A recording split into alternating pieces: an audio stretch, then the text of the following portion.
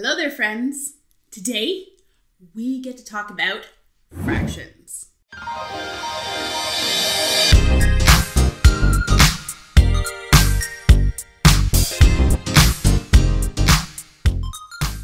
Welcome to Rochford On Demand. If you're new here, my name is Danielle Rochford, or Miss R, as my students like to call me. I post tutorial videos for middle school students that cover most core subjects and photography topics. If those are topics that interest you, you should subscribe to the channel and click that bell icon to receive notifications whenever we post new content. Are you ready to get started with today's video?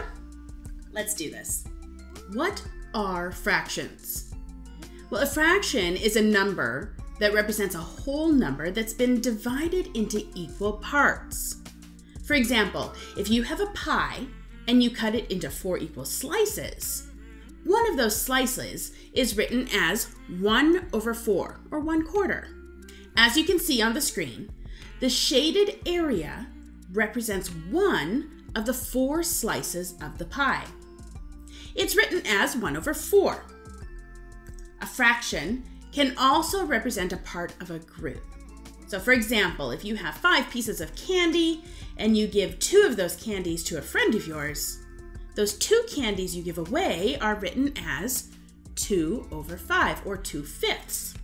As you can see on the screen, the shaded area represents 2 of the 5 candies. A fraction is made up of 2 parts, the denominator and the numerator. The denominator is the bottom number of the fraction. It's the number that represents the whole amount. The numerator is the top number of the fraction, and it's the number that represents the part of the whole.